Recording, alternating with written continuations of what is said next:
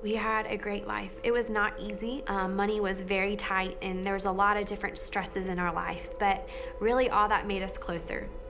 There's been so many moments of hard places in this journey where you feel like you will never recover, and you feel this pulsing pain and think, God, how can I be alive yet feel such pain that you feel like I'm dying?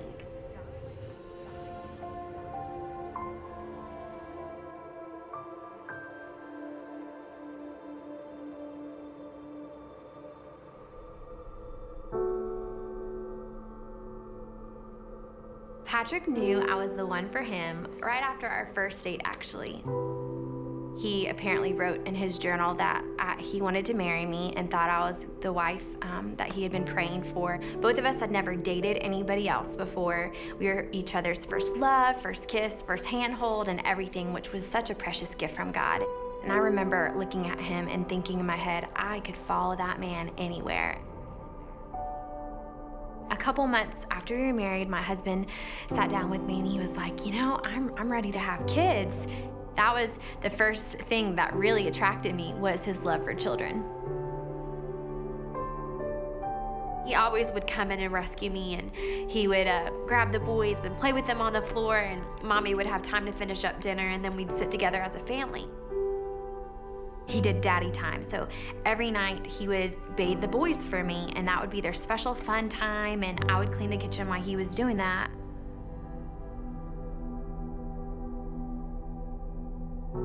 He was definitely my best friend and partner in life. We always said that it was a gift to be able to do life together.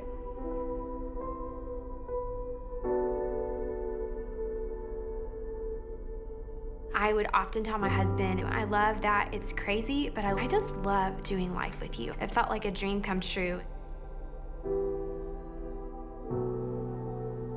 There's times where I literally catch myself looking at the door thinking he would be walking through the door right now, and he always walked through the door and gave me a kiss right away. Well, now, nobody walks through those doors, and every time of day is the same for us. Nothing changes. He'll never be here to go on a date with me again and hold my hand through life's pleasures and pressures. Is this really my life? No, no way.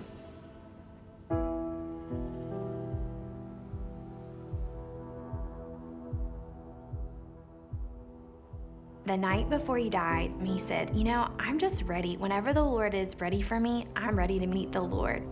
That night was just a sweet, treasured memory of talking together about eternity, and we even talked about death. And I look back and think, that is so crazy that we had that conversation, but it was so God. And so we had a long night, as you can imagine, with the boys, because we had 3 under 3, and my husband decided to leave early for work. He gave me a kiss goodbye, and he said, I love you, baby, I'll see you soon. And I told him, I love you, I'll see you soon, baby. Then I got all 3 of my boys ready to go to Bible study that day. I went in my Bible study group, and a couple minutes later, my phone rang, and I ignored it the first time, and then it rang again. So I answered the phone, and his boss was on the other line. He said, there's something that's happened with Patrick. He has fallen. Has he been sick? And I said, no, he's not been sick. He's perfectly healthy. I just saw him a couple hours ago. And I just remember thinking, I just want to get to him. I just want to get to my man. Me and my mother-in-law got in the vehicle to go towards the hospital, which was an hour-long drive. When I ran into that hospital in the hallway full of people, they just had sorrow written all over their faces. And some of them looked like they had been crying a long time.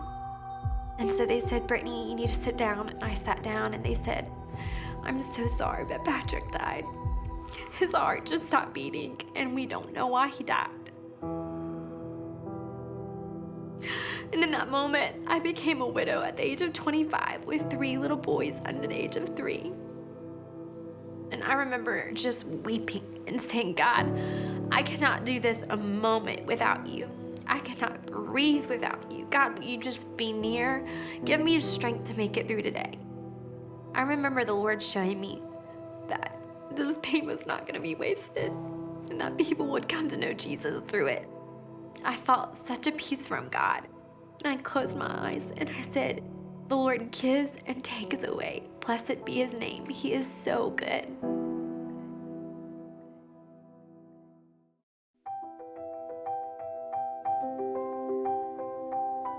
My son always says, I wish I was in heaven with Daddy. I wish I was in heaven with Jesus.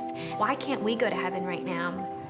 And I always use that time to tell him, God is not finished with us yet. But the Lord still has a mission for us. And because Daddy knew who Jesus was, that is why he's in heaven with the Lord. Eternity has become so real to me. It's something I long for more than I ever have. 100% of us are affected by pain, loss, and death in our lives, and you don't get to pick it. The only thing that we get to pick is how we steward the pain that we are given. There's so many moments of despair and heartache and discouragement, but the difference is we can't park there. My God is the same good God that is constant and faithful as he was when I had a husband. I know him greater because of walking through pain. And I think death is one of those things that awakens people to live life better, because we are never promised tomorrow, but we are promised today. So what are we doing with today that will leave an impact and that will leave a legacy that will outlive the grave? And my husband was so intentional with the life that God gave him. He accomplished more in 30 years than most people do in 90 years. We can do it with Christ, and we can do it with hope. Your circumstances don't change, but your perspective does. And if our perspective is always towards hope, it changes how we live in today. And I know that one day in eternity, I'll be looking out to see all the lives and the people that were changed because of this trial. Because my God doesn't waste anything. He does not waste pain if we allow him and we give it over to him for his glory. I have hope that lives beyond this earth.